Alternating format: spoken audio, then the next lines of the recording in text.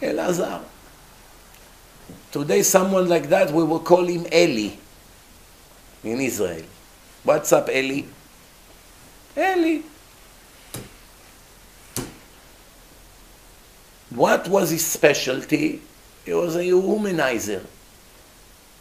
Every horrible woman that makes sins with men, for money, not for money, he visited her. He was going, crossing rivers. Oh, there is one over there. Oh, over there I wasn't yet. Tomorrow I'm going over there. Going just to make sins with the women. One time, one of these low-life women, she told him, "Ugh, you're a Jew. Look what became out of you. Look at you. How you became such a low-life. How you became Bernie Sanders. Look at you. What happened to you? You're supposed to be a son of God. Look what came out of you. Enemy of everything that God loves. Everything you love, he hates. Everything he hates, you love. What's going on? How a Jew becomes so corrupted?" He left there. He came out. This prostitute gave him Musa. She ripped his heart to pieces. Imagine this. She gives him Musa. He went, he sat by the mountains, and he started to cry, screaming, crying, with a broken heart. He said, "Mountains, please ask mercy on me. The birds, everything," like went crazy.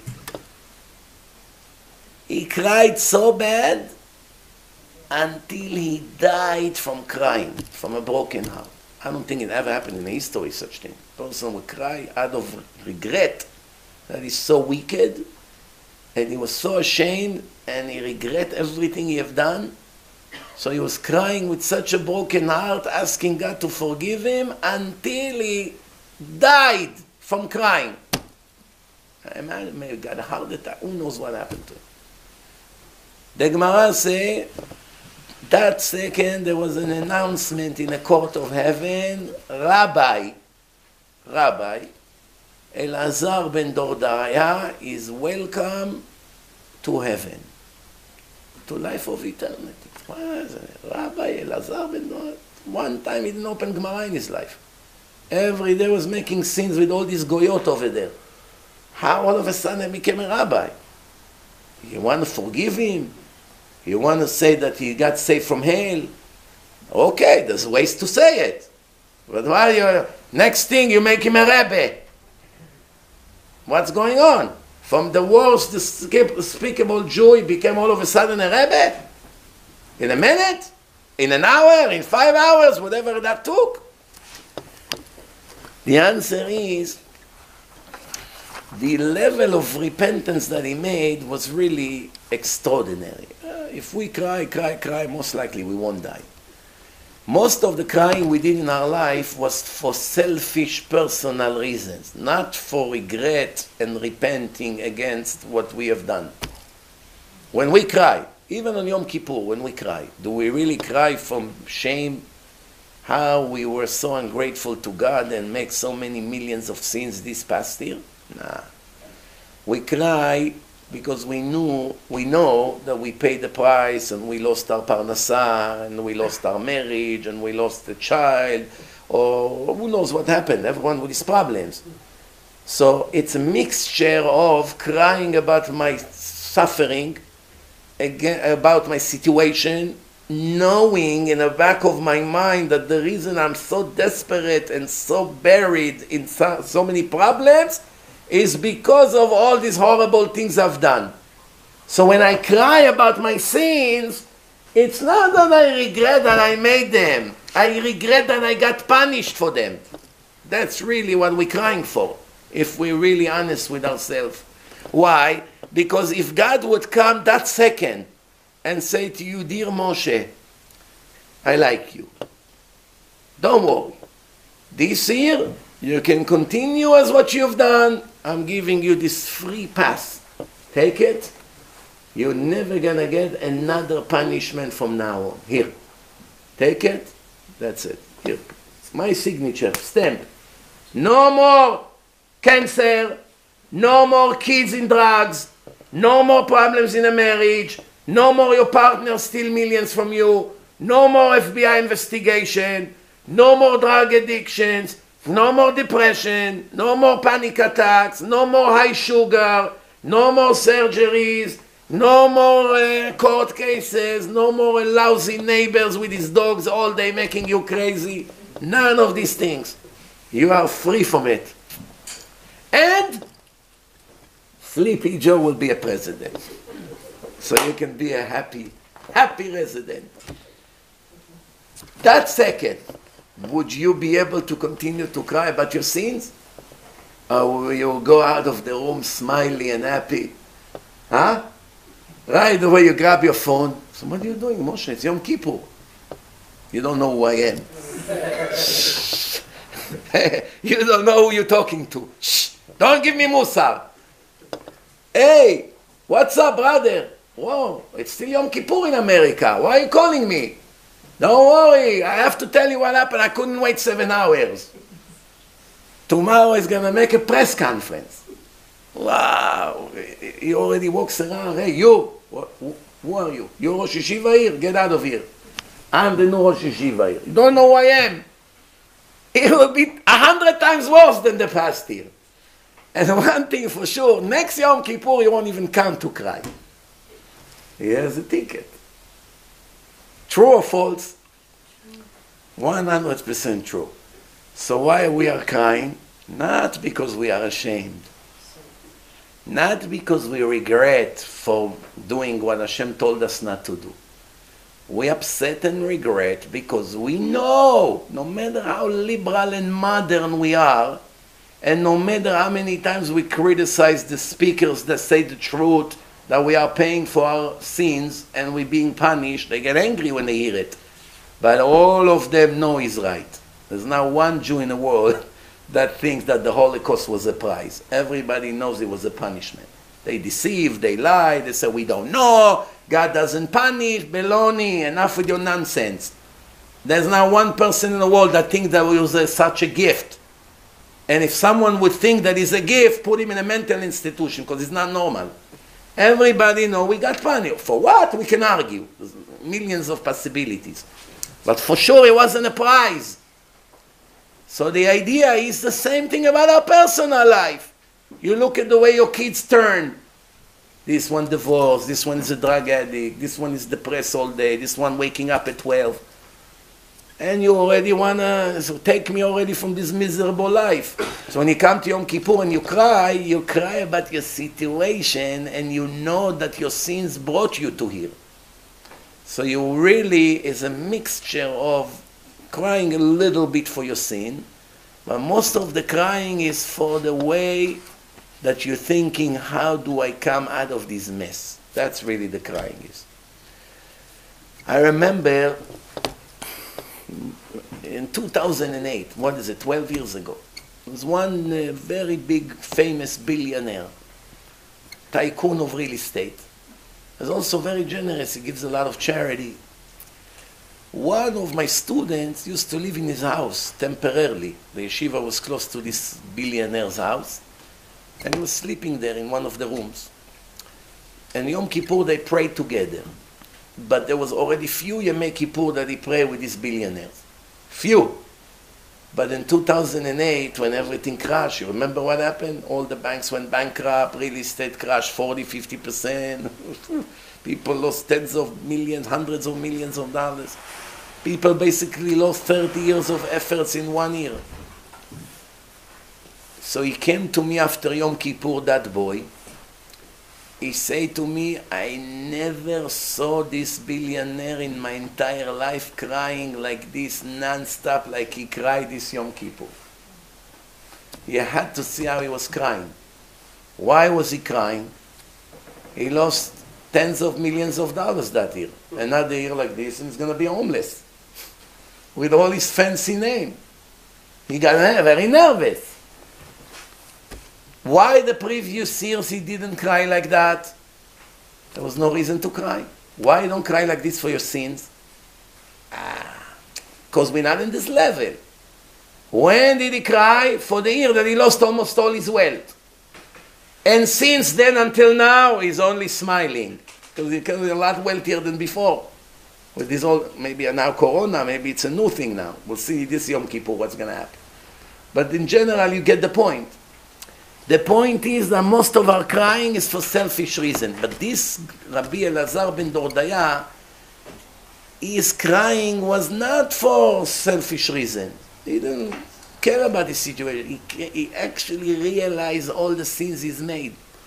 And he cried for such a broken heart. That was a perfect tshuva. And Rabbi Yehuda Hanasi cried and said, Yesh Adam koneh olamo berega echad. A person can buy his next world in one moment. But he can also lose it in one moment. And the reason that Hashem made such a thing, that a person can be religious all his life and in 1 minute lose everything, because he wanted to give us an option that if we were wicked all our life, we will be able to do tshuva in 1 minute and save our entire life. And the only way to do it was for the Satan to agree. It has to be a justice system. So he said to the Satan, Hashem, I'll make such a system that a person can become religious and righteous in 1 day, but he can also lose everything in 1 day. Ele keneged ele barasha. It has to be balanced. So the only way we can do tshuva after making horrible sins for 80 years, in 1 day all of a sudden we can be big tzaddikim if we really do tshuva, is only because there is an option to the Satan to grab you in 1 moment and make you lose all your life. And I will give you 1 or 2 examples. What happened if a person did not declare that he regret being religious? He did not declare. How can he lose his olam haba in a moment? Very simple. Before he dies, he has, let's say, $50 million and no children.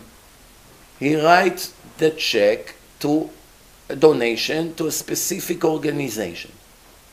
Which organization? Reform. Promoting gay marriage, promoting everything Hashem hates. Someone told me today, he was driving in a car in Israel, and he heard on a commercial on the radio, if you are a religious woman who got tired of religious life and you're looking for a way out, call us. We will walk you through the entire process of leaving your religious family and husband and children. Come to us. We will give you money, a place to live, and direction how to succeed as a free secular woman. Where do they have so much money to offer? You know how much money it will cost to take a religious girl and give her a place to live and money to live? Every person will be thousands of dollars every year. For that, there is plenty of donations. George Soros and all his friends waiting online. How much you need? The Satan has a lot of soldiers. Put a commercial on the radio. Help Rabbi Mizrahi to save more souls.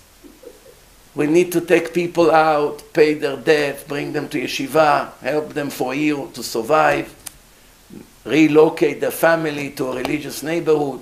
It will cost fortune. Come and help. Now 1 person will come. You don't believe me? Put a commercial. If 1 person will come, I'll pay you for the advert. You'll see now 1 person will call. Try it. Not me. Put anybody that does good thing, like real kiruv.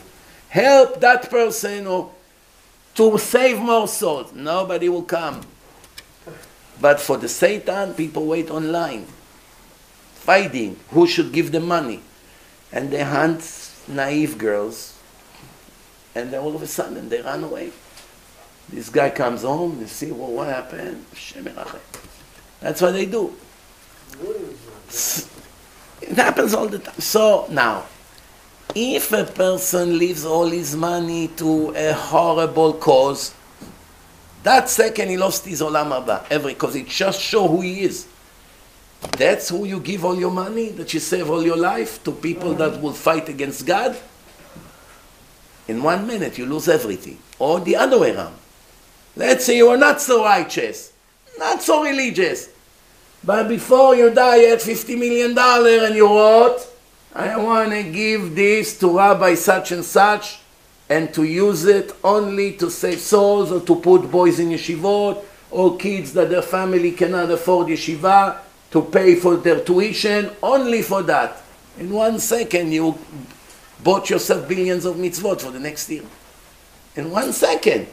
That's called Yesh Adam Koneh Olamo Berega Achad. You just wrote in a will by the lawyer, all my money go to do such and such and such. You got eternal, wonderful life. You wrote it to the Reform or Conservative or other kinds of law lives. And what happened? Immediately you lost everything. In 1 minute. יש אדם קונה עולמו ברגע אחד, יש אדם מאבד עולמו ברגע אחד. רבי יהודה הנשיא, why did he cry? He should have been very happy that a Jew that was so wicked and filthy in 1 hour became so righteous that they announced that he's a rabbi, because all his sins turns into mitzvot. So why Rabbi Yehuda HaNasi cried? He did not cry for him. He cried for himself. I give my life to Hashem and to Torah for 120 years. He lived 120 years.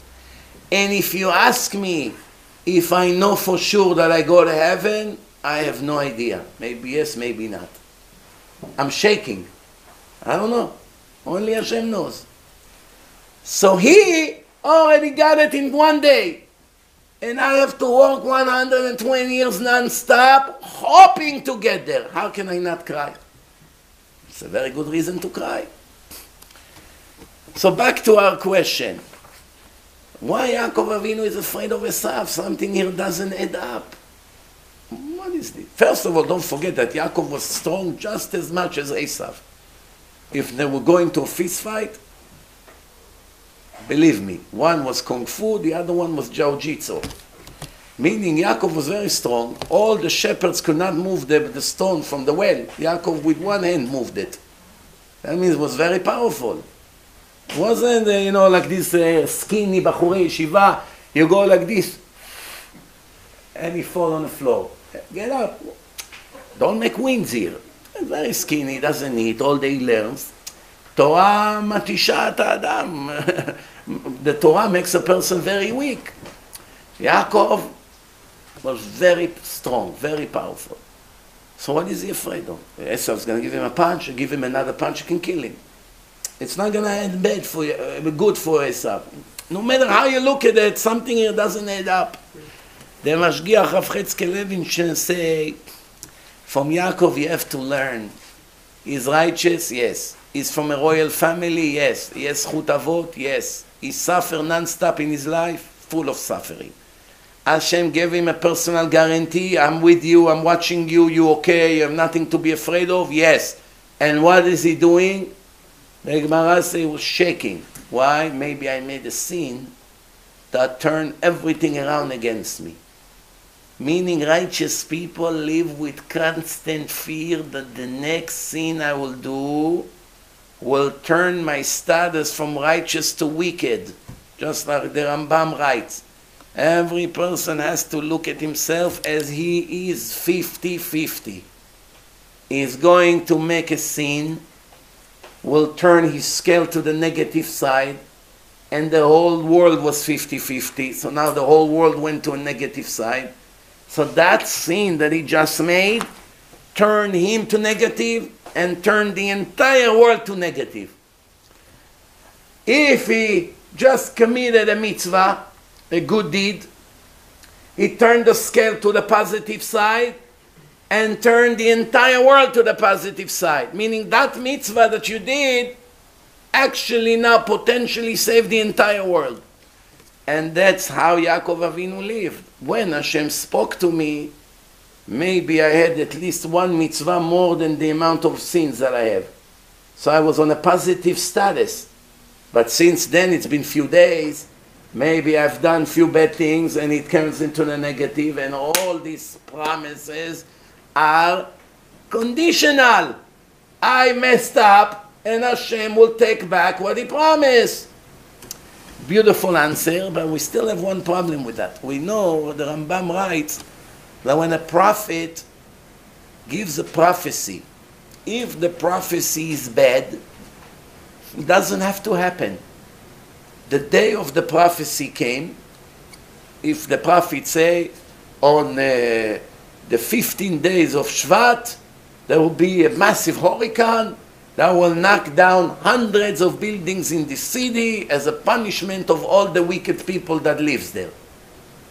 15th day of Shvat came, sunny day. The wicked people play matkot on the beach of Tel Aviv. What happened? Prophet. It's a joke. What prophet? You really got scared from what the prophet say? Is this a sign that the prophet is false or no? No. Maybe X amount of people over there made tshuva, got scared, did tshuva, he turned everything to a positive side. The decree was postponed. What happened if the prophet gave a good prophecy? At this date, something great will happen. It will be 3 days of rain. That's a place that has never rained. 3 days of rain in a row. And it happened. What would happen if it didn't happen? Then for sure it's a false prophet. Why yes? The answer, the rule is, the Rambam explained, if the prophet gives a good promise from Hashem, it must happen. No matter what you do. You became wicked, the people became wicked, the prophet promised, this city will get something good, and this particular day they must get it. If he promised something bad and they didn't get it, that's not a sign that he's a bad prophet. Maybe people did some improvement and Hashem gave an extension. Based on that, if Hashem promised Yaakov good, and let's say he made a sin, like his worry, פחד יעקב שיגרום החטא, how the good will be cancelled? The answer, there is a difference between Hashem promising something to individual one-on-one, to a prophet is sent by Hashem and give a message to the public. If the message was published to the public, that's going to be a very big chilul Hashem that it did not happen. So Hashem will never cancel a good promise. If they promise something good to the people of this community or city or country, it must happen. The sins that they did, since Hashem gave the prophecy until now, they're going to pay in a different way. But the good that I promised must happen. But between you and me, Hashem and Yaakov, no guarantee. I promise you everything, assuming that you will remain just as righteous as you are now. Tomorrow you become a liberal, you move from Trump to Sleepy Joe. How will I give you good? I can't look at you anymore. You became a Democrat. You pro-abortion? You pro-gay marriage? You pro-Iran? And you want me to give you all the blessings that I promise you? Of course not. What's the question? Now Yaakov, because he's a tzaddik, the more righteous you are, the more you worry about your actions. What's the proof? Rabbi Yochanan, before he passed, he was 120 years old. His student was standing around his bed and saw how he's shaking and crying. Shaking and crying. They asked him, Rabbi, why are you so afraid? He said to them, if I go now in front of a judge that is a human being, that you can bribe him somehow and buy him out, I would still be very scared and very worried. Now when I go to a trial in front of a king that you cannot buy and you cannot bribe, you expect me not to be worried. But this is a rabbi that learned Torah all his life and did not make sins. He was a very holy person. All his life was Torah, Torah, Torah. 10 of his sons died and he did not stop to learn Torah. He was a very, very holy rabbi. What can go wrong? The answer is I learned Torah non-stop. I couldn't live without Torah. But maybe in my ideology, I was not 100% perfect. Ideology is very complicated. Among very religious rabbis, you have differences in ideology. Differences. You're going to take one from Chabad, one from Breslev, one from Satmar, one Sfaradi, one Litai, and let them write 500 answers about 500 questions, and you'll be shocked how many differences you're going to find between Rav Avigdor Miller to the Chabadnik, to the Litvish, to the Hasid, to the Satmar. If you ask the Satmar about the Israeli state, filth, Reshaim should give it to the Arabs, and it should have never happened. Why? It's all communist, Zionist, wicked people who destroyed the Torah and destroyed the children and made them all goyim. Are they wrong? They're 1,000,000,000% right. So what Rav Ovadia Yosef will answer? He knows they're right. Well, he's not a fool. Every fool knows they're right. You see what they did to the generation in Israel. But the argument is not if they're right or wrong. Everybody that knows Torah, knows what Hashem loves and hates, knows they're right. Rav Yoel Misatmer was right 100% everything he said. The argument is now, after the fact. That's it. Now you have 7 million people living there. Third generations already. We are there now. We fought, we built buildings, we invested hundreds of billions of dollars. 24,000 people gave their life to be in the Holy Land. We have the Kotel, we have Yeshivot, we have so much Torah and so much Chesed. What are you suggesting? After all of that, we come, hey, Arafat, come. We want to give you a gift. Take Jerusalem, take the Yeshivot, take everything. Put us in Nebraska. Send us to Siberia. Is it realistic? Do you really think it's possible? In 1 minute we'll be all dead. In a minute you give them power, they take over the army, they take over the cities. No matter where we're going to be, we'll all be destroyed.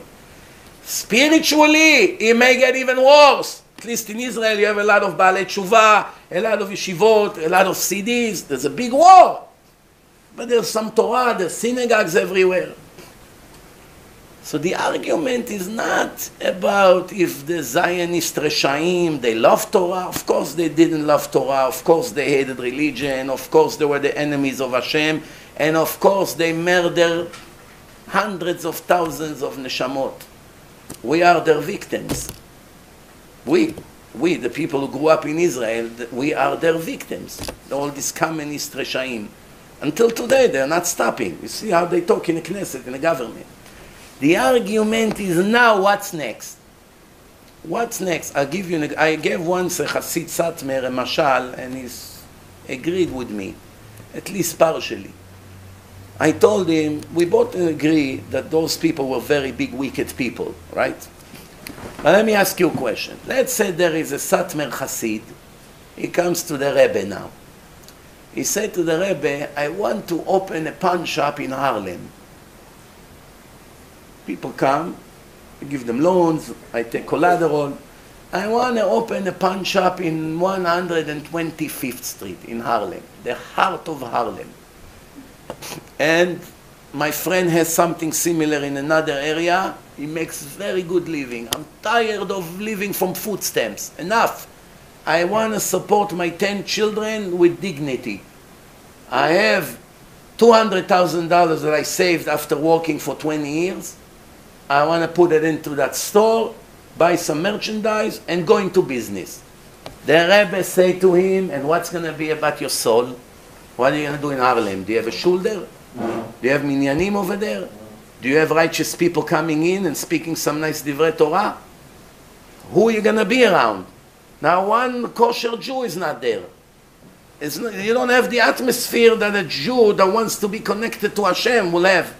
Harlem, Paris, King's Highway, doesn't matter. Place with no Torah, no holiness.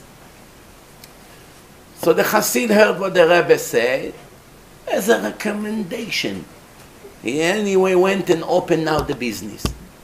He opened the business, he put $200,000 there. Now Hashem is very upset with him. You go to the Rebbe gives you a good advice, try to save your neshama. try to save you from losing your money, from investing in that horrible place. And what do? You go behind his back and you're still doing it. So what's the right thing to do? To take away all your money, make you bankrupt, and make you come to the Rebbe on your knees. Rebbe, forgive me, I went behind your back and I did it anyway. So Hashem should have given you.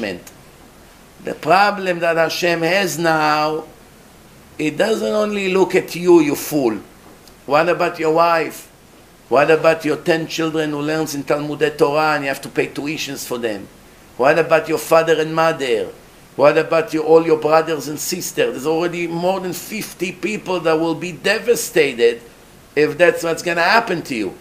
So Hashem is actually forced to cooperate with your stupidity and your wickedness.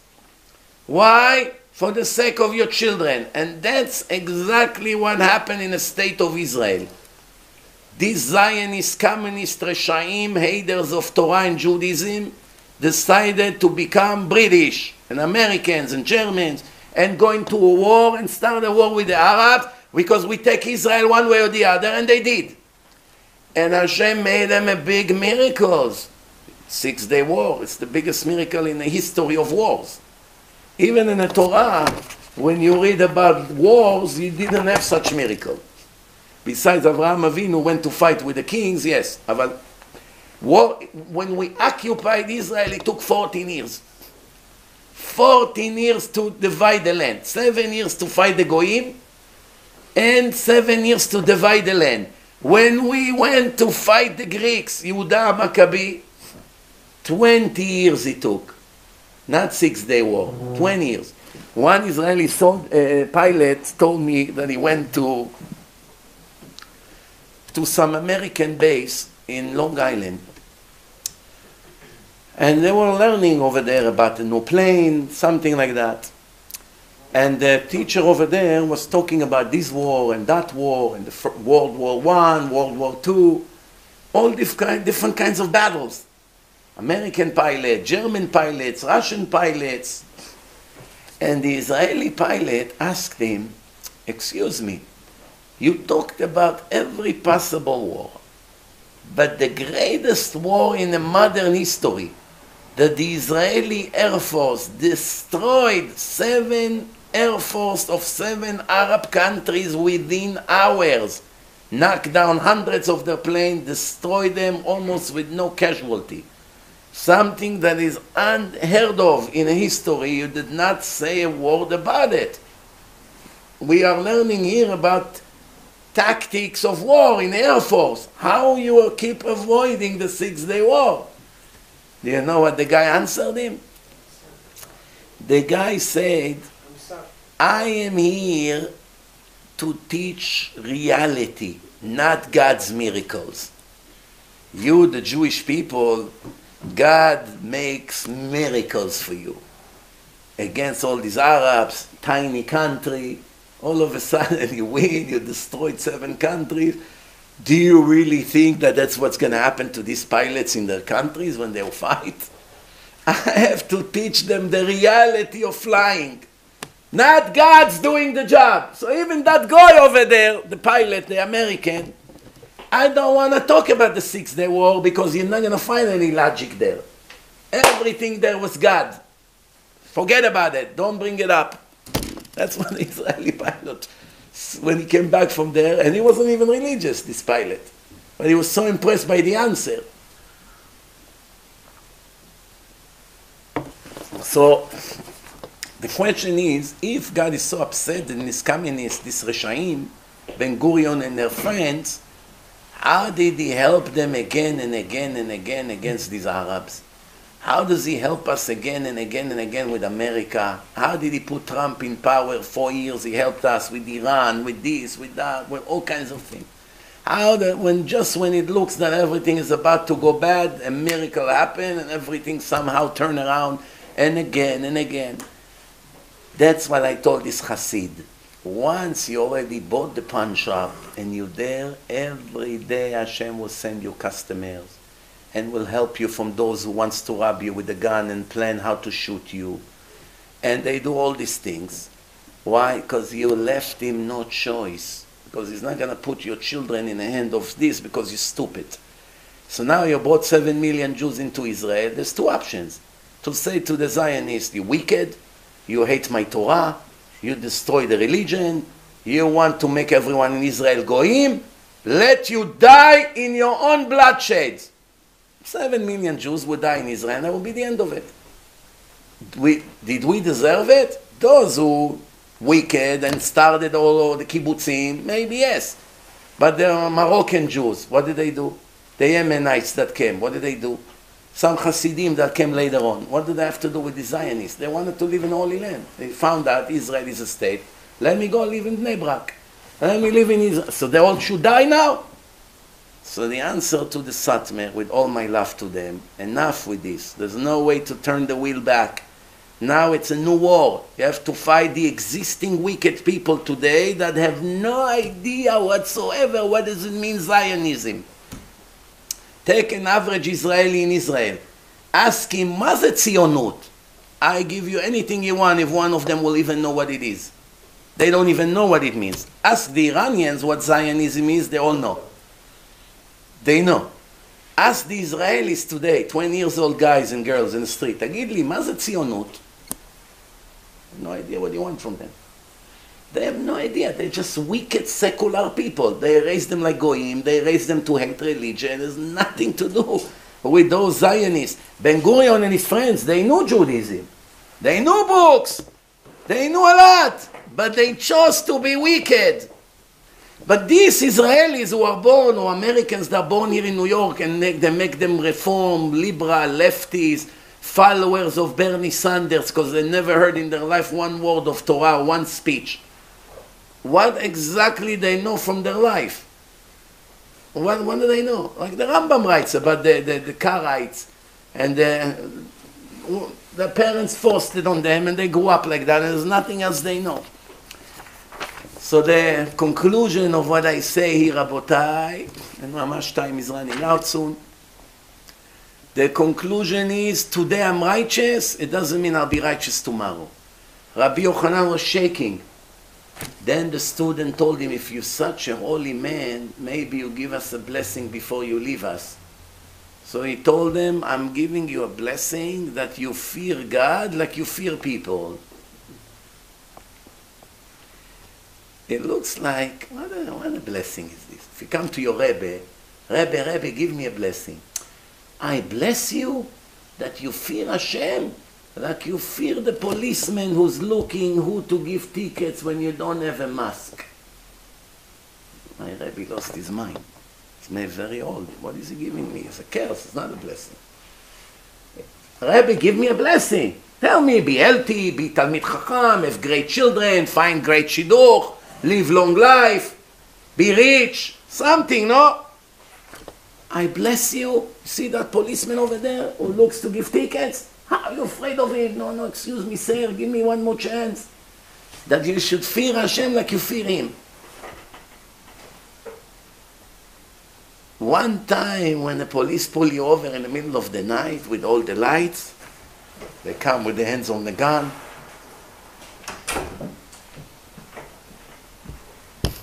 That's when your heartbeat will go from 50 to 250. And your hands will begin to shake, and your blood circulation will somehow not circulate. That's when you will remember the blessing of Rabbi Yochanan. You should fear God like you fear people. One Arab gets on a bus in Israel, in the days that they used to blow up buses. What would happen? Half of the Israeli gets off in the first stop. Why? Everybody was shaking. Especially if it was August and he wore a coat. That means he has bombs underneath. You have to hide it. An Arab gets on a bus in August with a Me'il Dubon, puffy coat.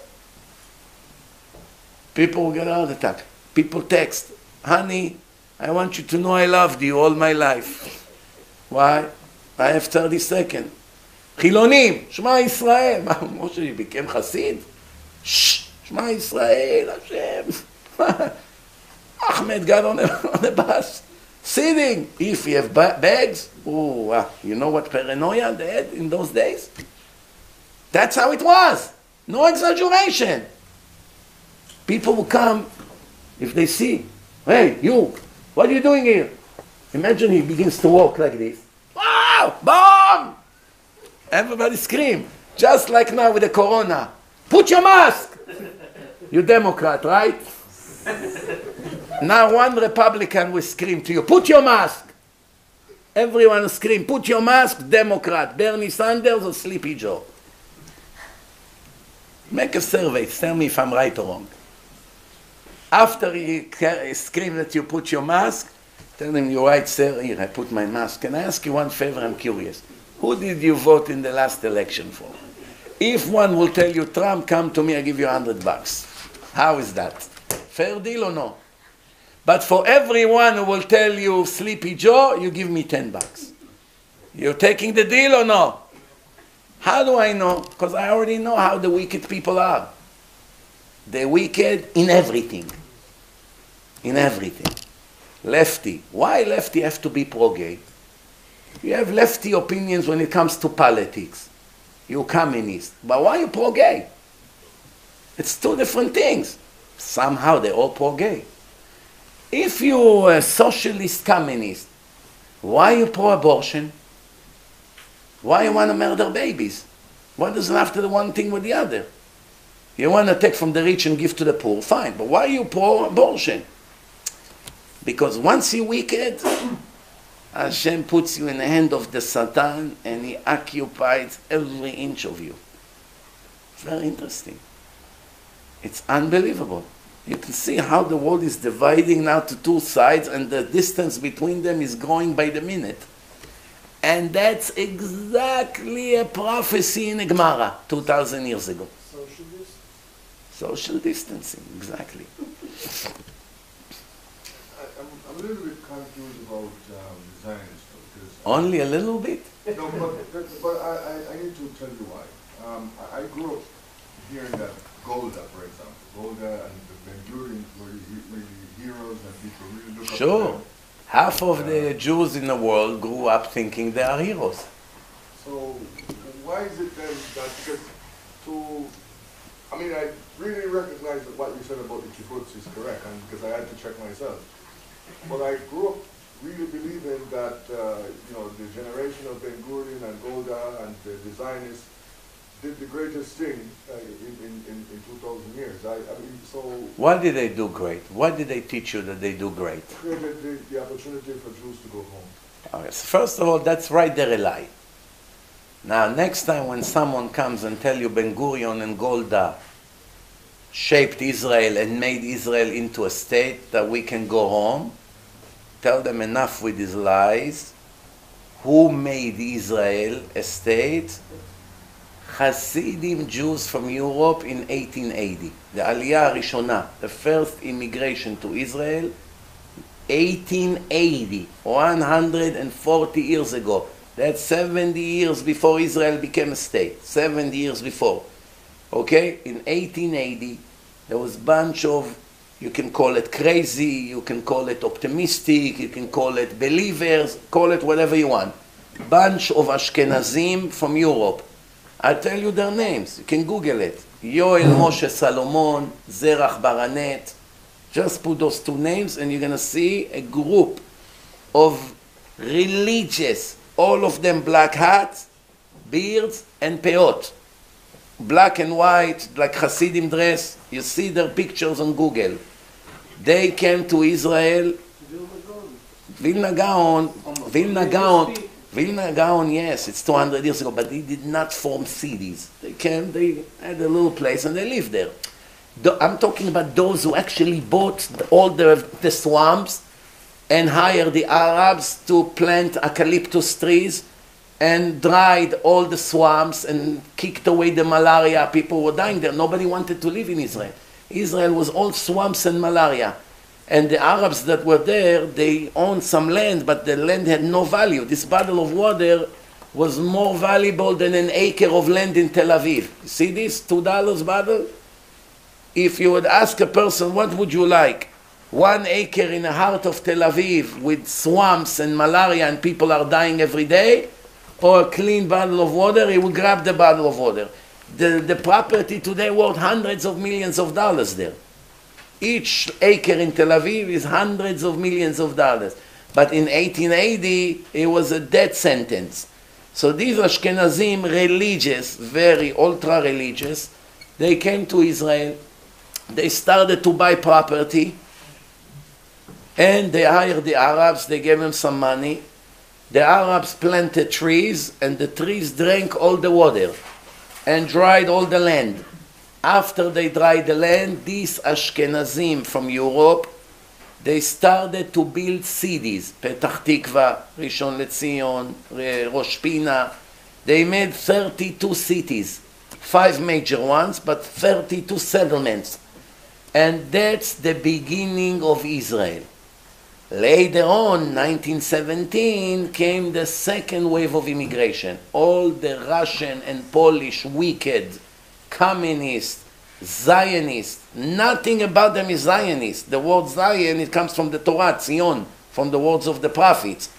They were enemies of the Torah. They were all Mechalelei Shabbat, they were all Itrefot. One thing they did not do, they did not marry Goyim. But not for religious reasons, for political. They felt they're superb. We should not marry any foreigners. It's assimilation. It will make us weak. Not because God said so. You see, if I won't marry a Goya, it's because God said so. Nothing to do with me thinking I'm better than her, or I'm superior, or anything like that. God say, you're not allowed to marry any other nation. That's it. Yes, sir. No question asked. They did not want to marry the Goyim for different reasons. When the son of Theodor Herzl, Hans, that he refused to circumcise him, Herzl lit in his house Christmas tree every year. Herzl, the beginning of the Zionist movement. Herzl sent his children to a church to learn Christianity. Herzl sent a letter to the Pope, give me some times, I will turn all the new generation to become Catholic. And there will not be any more anti-Semitism. We don't need to fight the Jews. We all have to turn them to become Catholic. Once I'm going to do it, you will not have any more problems with the Jewish issue. This is the hero, their hero. His picture is still in the Knesset until this moment, believe it or not. So all these wicked activists, they had one thing in mutual. They were all wicked, they all hated religion, and they all had a vision. What was their vision? To turn Israel to Paris, New York, and London. And they had Russian communist ideology. That's why they made Israel like the Russian days of Lenin. They made kibbutzim and moshavim. You have, if you want to be a worker, you have to join the union. They give you a red card like in Russia. You can never find a job if you're not a member of the Histadrut, just like in Russia. All the songs that they used to teach us in school are all Russian songs. They took the Russian words out and they made Hebrew words. All the songs, all the old-fashioned Israeli songs are all Russian and Polish. And when the Holocaust started, after they killed almost all the Jews in Europe, there were 1 million left. And Adolf Eichmann, the Nazis were losing the war, and they were about to, the Russians and the Americans are closing on them. He called an activist named Yoel Brand. Joel Brand. You can read his book. I don't know if he has it in English, but he has his book in Hebrew. He was not religious. He was a Zionist activist working for them. They sent Yoel Brand to meet Adolf Eichmann. Adolf Eichmann told him, I have 1 million Jews left. I'm willing to release them. I'm willing to release them from the camps. I need 10,000 trucks full of blankets and medicine. I will give you a list of the medicines we need and blankets. You're gonna give me 10,000 trucks full of this equipment, and I'm going to release the 1,000,000 Jews to any country you tell me. And Eichmann told him, I know that you don't trust me, so I will give you a deal that you cannot refuse. You only show me a letter of credit that you have the money. Before you release 1,000 trucks, I will release 100,000 Jews once they leave the border of Germany and to the country that you told me. After that, you transfer to me 1,000 trucks. I will release the second 100,000, so that means you have nothing to lose. I will first release them, and then and they had billions of dollars back then, 80 years ago. They were loaded, the Zionist organization worldwide. Until today, the Zionist Fund, they're one of the richest organizations in the world. So Yoel Brand was not an evil person. He wasn't like that. He came back to Israel, and they started to give him the runaround. And they had a meeting, and then Ben Gurion, the hero that I told you is a hero, Ben Gurion, he got up, and this is what he said. This is in the book of Yoel Brand. Ben Gurion said, they want to send to us 1 more million immigrant Jews full of lice to come over here that we should babysit them. I rather have 1 fat goat giving fresh milk in the farm than 1 million stinky immigrants coming here.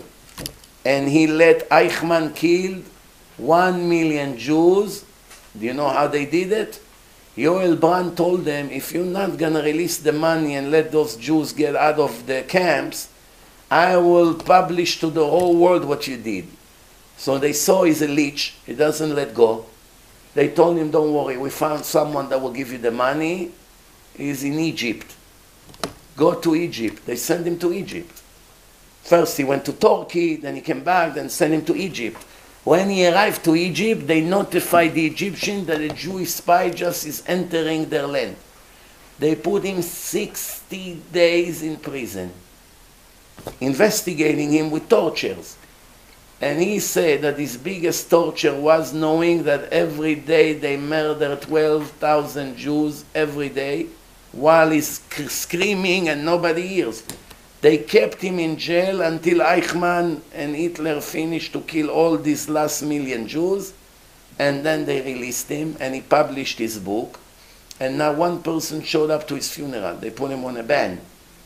And half of the streets of Israel are named after these wicked, they are worse than the Nazis, because the Gemara says if you kill bodies, you're a murderer. But if you murder the soul, it's much worse, because it's for eternity. Gadol HaMachti'o yoter min ha'orgo. They were both. They were murderers of souls and murderers of body. I'll give you 1 second example, and I'm sure after that you will not have any more questions. Ben Gurion was a prime minister. His right-hand man in the field was Yitzhak Rabin. Remember him? Yitzhak Rabin? There was a boat of Jewish immigrants coming after the Holocaust to Israel. Imagine there were months in the ocean. Remember those boats of 7 years ago? It's not what we have today. When they finally arrived to Israel, the British were in charge in Israel. Ben Gurion did not want to go into a political conflict with the British. So he wanted to send a message to Europe that every boat that is coming to Israel, the British will shoot them and they will get killed. So don't dare to come here, because we don't want new Jews to come to Israel. We want to have it all for ourselves. We don't want new ones. So what happened? He sent Rabin with his soldiers. And the mission was to shoot at them, and the name of the boat was Altalena. Famous, everybody knows in Israel that story. In the old generation, everybody knew. Rabin, in his book, which I read it myself when I was a fool, 35 years ago, still read all these nonsense books. In his books there is a part that I read myself, and he was the ambassador of Israel in Washington. And Rabin said, people are asking me if I regret killing 16 Jews on the boat Altalena. My answer to them, I have no regret whatsoever. I was a general in the field. The old man gave the order, and I was the executor. The old man was Ben Gurion. That was his nickname, Azaken. That's how they used to call him. Ben Gurion gave the order, and I was the general in the field, and I had to execute the order. They murdered 16 of these miserable Jews that came after months in the ocean. They shot them and killed them. You understand? And I think after that, if I remember correctly, up to now it's a fact. From now on, don't hold me by the word. I think that after that they turned that boat to Cyprus. They put them in some camps over there in Cyprus, in tents, for X amount of time. I don't know what was the end of them. But this is an example of who these people used to be. You understand? And now everywhere you go in Israel, Ben Gurion Street, Rabin Street, this street, you know, they took the center of Tel Aviv. The name of the circle was Kikar Malchei Israel, the circle of the kings of Israel. King Saul, King David, King Chizkiyahu, all the holy people of the Tanakh. They threw all the holy kings to the garbage and they renamed it Kikar Rabin. Chalel Shabbat, a drunk. They took a drunk person, Chalel Shabbat, murderer that shot at Jews to kill them, and they put him. But you know, Hashem is always giving people what they deserve, measure for measure exactly. What was the end of Rabin? One guy came and shot him. Until today, for 30 years almost, they ask him, do you regret what you did? No, I have no regret whatsoever. If I could, I would kill Peres also. Until today, no matter how much they try to break him, they promise him to go out in a jail to see the daylight. We'll give you television, give you radio, we'll give you all kinds of... No. You say that you regret. I don't regret. Rabin said, you don't regret you killed 16 survivors after what they've been through, you shot them and killed them? I don't regret. Hashem said someone will shoot you and he will scream, I don't regret. That's what life is all about. Mida keneged mida. Remember those words. Whatever, how they say it in English, what goes around comes around. That's exactly what's happening. But sometimes it takes years to realize. Sometimes by the time we get the punishment, we have no clue what we're being punished because we already forgot. It was 20 years ago. Someone that really try, Hashem will help him to see the connection. Last thing for today. We got the point that if you're righteous today, there's no guarantee you'll be righteous tomorrow. If Hashem is with you today and everything is booming, be on alert. Tomorrow everything can turn around. I'm sure a lot of hotels owners did not dream in last February what's coming for them. They are closed already for 10 months. Some of them have hundreds of hotels. Imagine the owner of Hilton. Thousands of hotels all over the world, most of them are closed for 10 months. Imagine the damage. Imagine how many billions or tens of billions of dollars they already lost. States, countries will be bankrupt by the end of all this. The dollar crashed from 4 shekel to 3.24. 20% reduction in few months in the value of American money. Do you know what it means? Tell you what it means. It means that when we went to Israel, we took some dollars, our money had power to buy things. Now when you come to Israel, first of all, nobody wants dollars. Can't pay with dollars. It's garbage dollars. Second, when you go to the exchange, you're going to get 3.2. They take a little commission. So for every dollar, you get 3.2 shekel instead of 4. If you bring $100,000, you just lost $20,000 in 3 months in the value of your money. If you bought $1 million, you lost 200,000. All these billionaires that you have around here, if they want to make aliyah to Israel and they have $100 million cash, They just lost $20 million just from the value of the currency. Why American dollar is crashing? Because they're printing non-stop dollars here. Non-stop to give out money. Why they print so many hundreds of billions of dollars to give out to people? Because if you're not going to give people money, they're going to start making riots like you saw. And you're not going to be able to walk out of the house. And those politicians will not be able to walk in the street because people will shoot them. Because when people are hungry, there's going to be an anarchy. I said last Monday that from now on, every minute it's going to be robberies. Every minute. Here, there was a guy here before. I don't think he's here. He left. He's here? He left? His grandmother was robbed today for $2,000. They robbed her today, an old woman.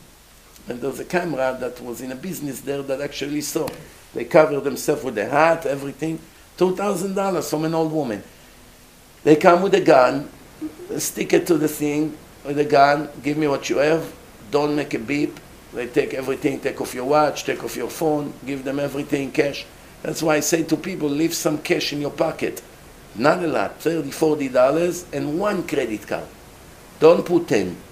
Why? Because if they're going to steal everything in a wallet, by the time you're going to remember which credit card you have and where is their telephone number, they're going to already make $100,000 debt. So have one card and remember the 800 number, that when you get robbed, you'll know to run and dial an 800 number and call the credit card company and cancel it right away. And why I say to leave some cash? Because if you won't have any cash, from anger they're going to shoot you or stab. So you give them something at least. Better you leave a lot of singles and fives. It looks a lot. Staff of cash, you give it to him. Don't forget, they're also nervous. They want to run. You give it to them, and that's it. And that's what it is, Rabotai. Make sure you have a password on your phone that even if they steal it, they don't take all your information from your phone. That sometimes could be worse than the cash. If they get into your bank accounts and everything over there. That's a new world now. And imagine if the dollars will continue to fall. Do you know what it means? That when we would like to buy a house in Israel, it will cost us $4 million instead of $1 million. 4. If the dollar will continue to crash, it will be 1 for 1. You have houses in Israel. Today, they're offering a house in Israel in Caesarea. Guess how much is the price? One Russian oligarch bought this big palace. It came out on the market today. What's the price of that house? Huh? 2 million? Did you drink something today or what? 2 million? A bathroom in Tel Aviv already costs 2 million. Huh? 860 million shekel. $270 million. Do you know here in New York a house that costs $270 million in America, in New York? I don't think in Great Neck you have a house that worth $270 million. I don't think in Deal you have any house like that. I don't think in Brooklyn you have $270 million a house. I don't think so. Maybe where the movie stars live in over there, Malibu, maybe over there, I don't know. But here, maybe in Beverly Hills, yes. Do you know what's the difference? Here in America, you want to buy a small apartment in Manhattan. They're asking for a few $1 million. After you buy it, you still have to pay $6,000 a month maintenance. When I lived in Manhattan, 1991, I was paying rent in a small apartment, 2 bedrooms, $1,300. There was the rent of the house, and the building had a swimming pool, a doorman, indoor park, a lot of fancy in Upper East Side. I lived with a friend, 1 room for me, 1 room for him, 2 single guys. How much? $1,300. Each one paid $650. The electric bill of the whole apartment was $50. $50. That's it. A gallon of gas was 99 cents. Bagel with cream cheese, 90 cents. Bagel with butter, 75 cents. Coffee, big one, 60 cents. Coffee. That was life. You wanted to buy an apartment in Manhattan, let me give you a heads up. A building, 4 floors with 12 apartments on First Avenue and 92nd Street was sold for $400,000. A building, 12 apartments. They knocked the building down and built a huge building over there. This was Manhattan. And soon, it's going back to those days. Give it another year and that's what's going to happen. We're going back to those days. That's it. Who's going to... Now, the problem would be that you come to buy an apartment that right now is $5 million. In 1 year, it's going to be $2 million. If you wait another year or two, there will be so many foreclosures, maybe it will go down to under $1 million. You know, after September 11, in Battery Park, those fancy buildings, apartments that was $7 million dropped overnight to $2 million. I know one Israeli guy bought many apartments. He had a lot of cash. He waited 3-4 months and went back to 7 and more. Fancy penthouses. He was smart. He already knew panic. Everyone's panicking. What's going to happen? The crash was happened already. The Arabs won't come again to Twin Towers. There's nothing left there. So that's the safest place now. But people in their mind, this area is scarce. Everyone, and now everyone. But now it's a whole different story. It's not 2008, and it's not September 11. Those were momentary crash. Now this country is finished. Look what's going on over here. Everything here is finished. The 1 year people don't pay mortgages. Nobody pays rent. Everyone says, what rent? I don't pay rent. You own a restaurant. I don't pay rent for 10 months. I don't pay. You don't pay. And there's nothing they can do. You go to court, it's 1 year waiting just to start your case. Why should people pay? All the big companies left Manhattan. Google, Microsoft, they don't need anymore to rent for $200,000 an office. What for? Everybody works from home. They discover a new world. You can be a computer expert, work from your homes. I want results. I don't care where you work and how many hours. This is your mission. By Thursday, I want it. And you get paid. That's it. And they don't need you anymore. Why should they hire Americans? Why should they hire an high-tech from America and pay him $200,000 a year with Maharaja from India will do the same thing for $20,000 a year? 10%. They save $180,000 on a guy. This Indian guy, he knows computer almost as good as this American expert. And you don't need to pay Social Security for him. You don't have to. I want results. I want you to build for me this app. Guy from Ukraine, guy from Bombay, guy from all over the world. Same thing Israelis now. You know how many Israelis working now in American companies? You don't need any more Social Security. You don't need to be legal here. You work with remote control. All of us, I know a lot of Americans that made Aliyah. They work for American companies from Israel. For them, Corona was great because now it's the new world. They don't have to come anymore to America. Everything is done remotely. This is a whole new world. The question is, will it ever go back again, or that's it? Hashem is finished this place. Because remember, every empire was an empire for X amount of time. Usually, if you check history, 200 and change years, 200 years and change. And America is already 200 years. That's it. Once the end comes, Iran used to be an empire in the time of the Shah. Russia was an empire, they're starving there, most people today.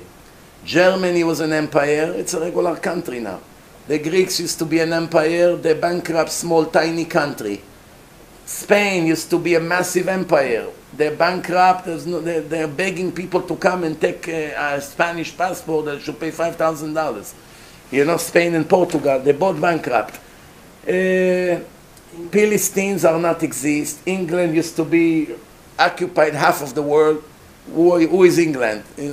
Terrible economy. So every one of these empires go one by one, nothing left from them.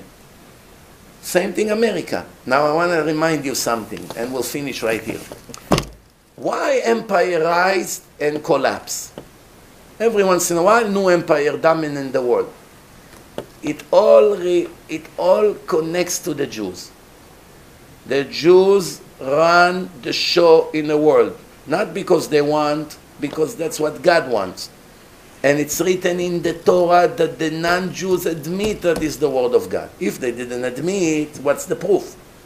But in the Torah it says that in every nation you will always be the highlight of the place. Even though we have very small community compared to America, 300 million Americans, 5 million Jews. There's no comparison. But the Jews are everywhere. Politics. All the assistants of Trump, Jews. All the assistants of Sleepy Joe, Jews. Obama, Jews. Everyone around them. Reform Jews, conservative Jews, Chabadnik, this, convert. It's all somehow. Same thing was in Spain. Same thing was in many different countries.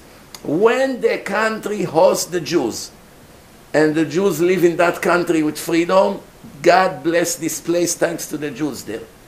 As soon as they torture them, or kill them, or throw them out of the country, the end of this empire shortly after comes. Let's go one by one. The Roman Empire, when they started with the Jews, that was their end. After the Jews, no more Roman Empire. The Greeks, same story. Babylonians disappeared. Persians, Ahasuerus disappeared. In Iran, modern days, the Iranian Shah was very good to the Jews.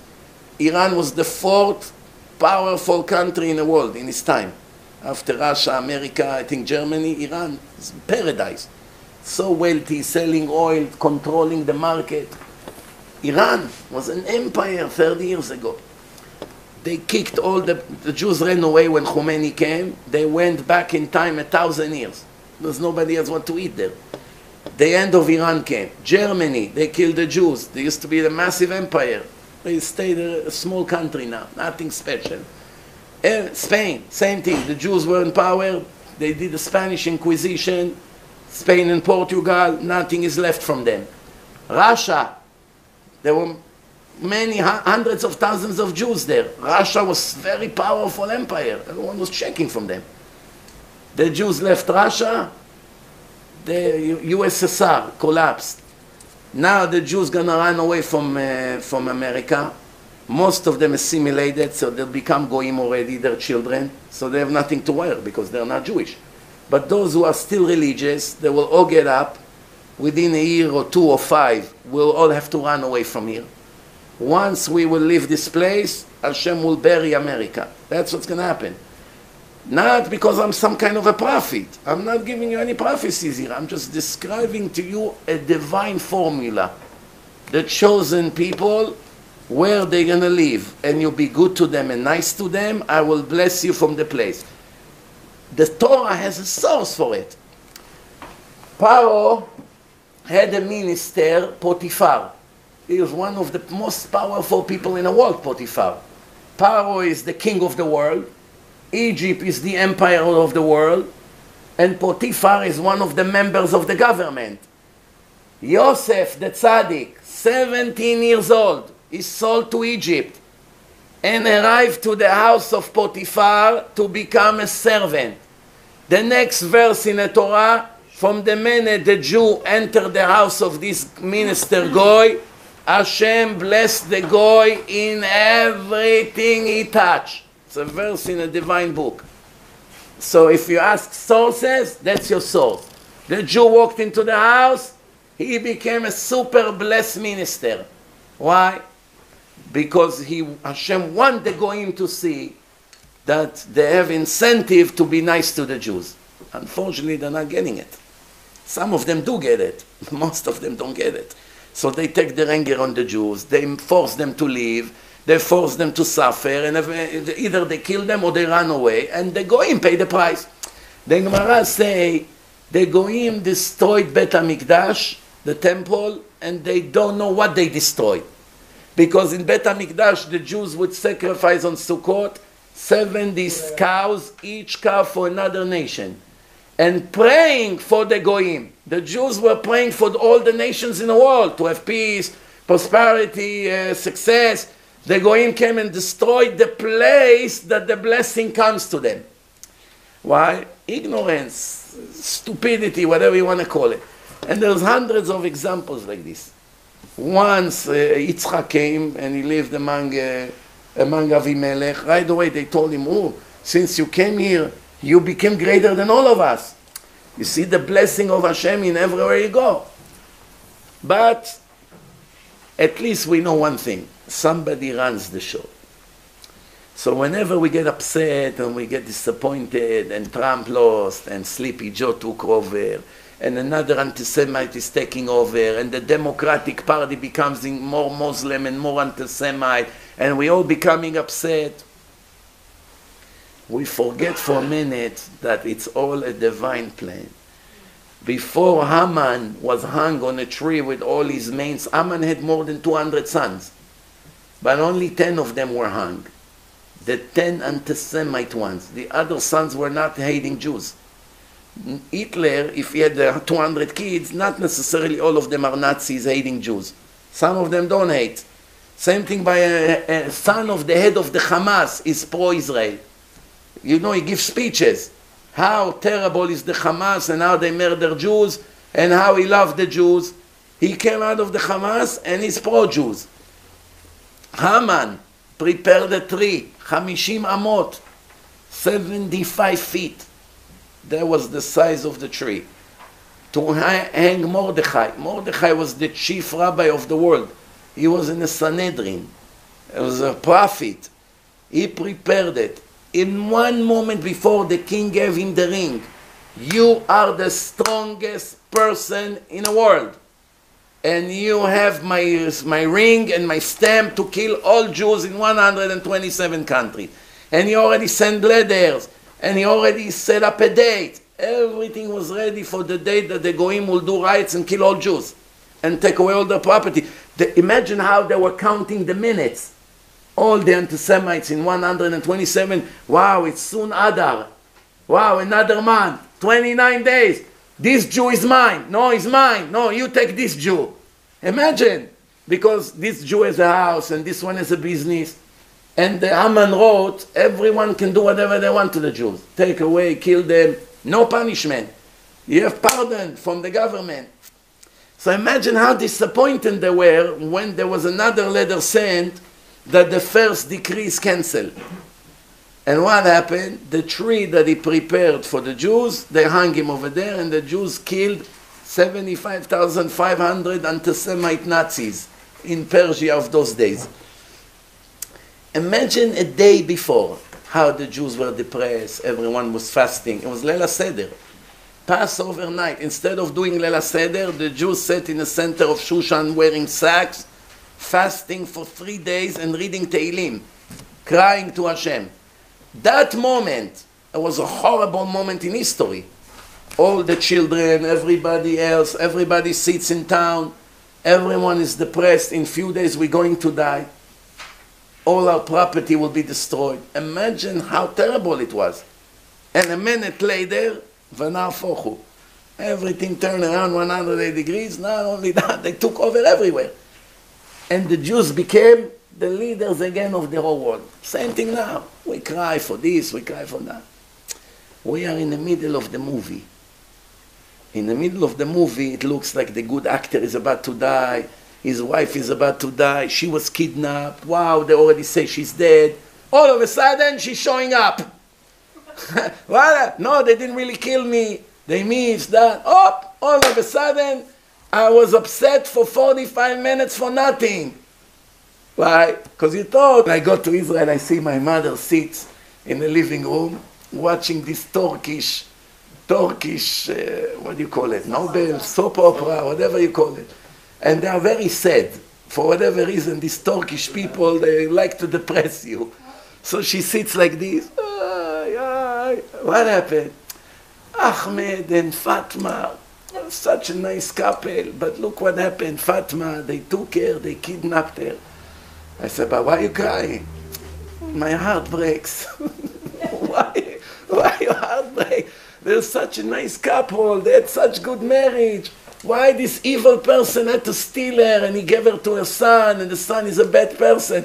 She actually thinks it's reality. This is us, we laugh. We are like this. It looks like, wow, this happened and what. And Hashem is in Shamayim laughing at us. You still did not get the point that you have to have some trust in me? That everything I ever did was for you? It's very difficult, because it looks like, oh my gosh, we are in serious problem.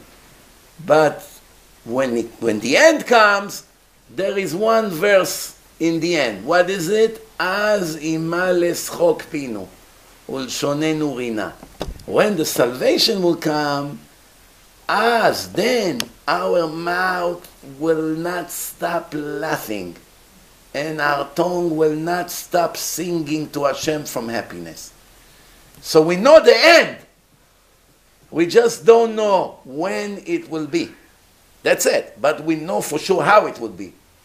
It's a promise in the Tanakh. There will be a moment that Hashem will wipe all the wicked people from the world, Jews and non-Jews. Only righteous people will survive. There will be a third temple. All the nations would live in peace and harmony. There was no armies anymore.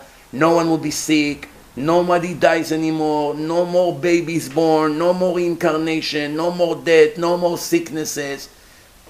A wonderful world. And we will not stop singing and laughing from happiness. Right now, you win the lottery, 2 days later you cry. What happened, Moshe? Why you cry? I have such a horrible son.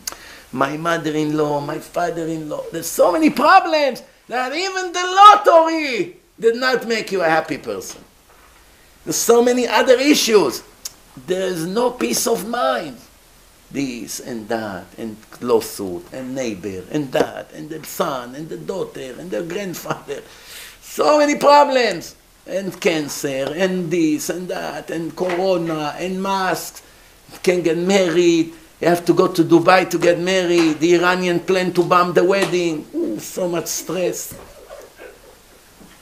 But back in those days, none of these fears will exist. That's it. It will be obvious anymore. Remember, right now we can't be happy unless you're in a very high level. They show a video today in Israel, some Breslever, 5 police arresting him, putting handcuffs on him. I don't know for what. He doesn't have a mask.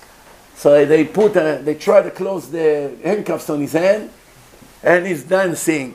And Eze Tov Hashem, Hashem is so great, thank you Hashem, everything you do, I appreciate it.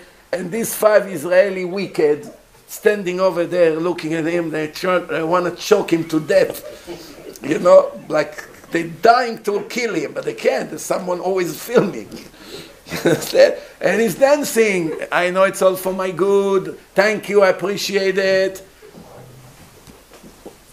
They're going crazy. They think they're going to break your spirit.